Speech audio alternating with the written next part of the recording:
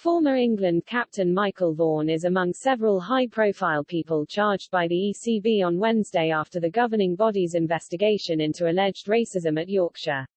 Although they are not criminal charges, a group including Matthew Hoggard, Tim Bresnan, Gary Ballance and former head coach Andrew Gale, plus the club itself, will be subject to disciplinary hearings this autumn. That will ensure Yorkshire's racism saga, brought to light by former player Azim Rafiq's whistleblowing in August 2020, will extend beyond 2 years. The latest twist comes 7 months after Rafiq's testimony at a parliamentary select committee, as it was finally confirmed, after the ECB's own probe into racism and other allegations of misconduct at Headingley, that a Cricket Discipline Commission (CDC) panel will conduct a hearing in September or October. The ECB have not named the individuals, but Sportsmail understands Vaughan, England's 2005 Ashes winning captain and now a BBC TV and radio pundit, is one of that number.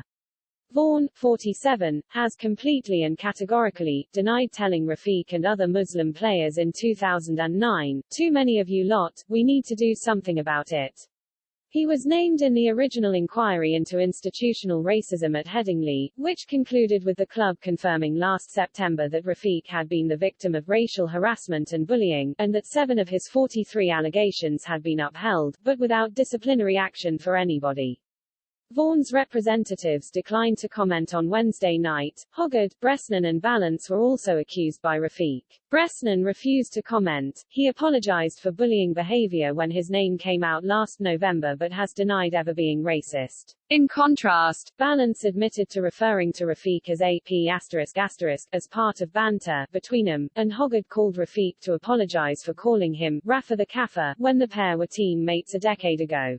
The charges are alleged breaches of ECB Directive 3.3 of the Sports Code of Conduct, relating to actions considered to be improper or which may be prejudicial to the interests of cricket or bring the ECB, cricket or any cricketer into disrepute, and their anti-discrimination code. Under CDC regulations, teams, registered cricketers, coaches employed after March 2018, umpires and match referees, registered agents, ECB committee members and anyone else who has agreed in writing to be bound by the ECB rules can be charged. The latter is relevant to former players who signed statutory regulations to abide by ECB guidelines when registering to represent first-class counties. However, most of those charged are no longer involved in the sport and will have to weigh up whether to offer a plea in response. Sanctions available to the CDC include, a caution on future conduct, a reprimand, an unlimited fine, playing bans, suspension of selection eligibility for matches, suspension or termination of registration, and completion of education programs. But Sportsmail understands potential punishment could extend to denial of entrance to grounds for those found guilty. Rafiq said, "This has been another grueling but necessary process. I hope this all means no young player ever goes through such pain again.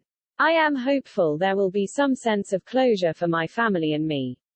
Yorkshire's T20 captain David Willey has rubbished managing director Darren Gough's claim that they tried to keep him but were not able to match the offer from Northamptonshire, where he will move in 2023. As revealed by Sportsmail, Willey had agreed a long-term deal to extend his 7-year stay in Leeds with the previous regime but did not sign before the entire coaching staff were sacked last December. "The comments made by Yorkshire around my contract discussions with the club are inaccurate," he wrote on Instagram.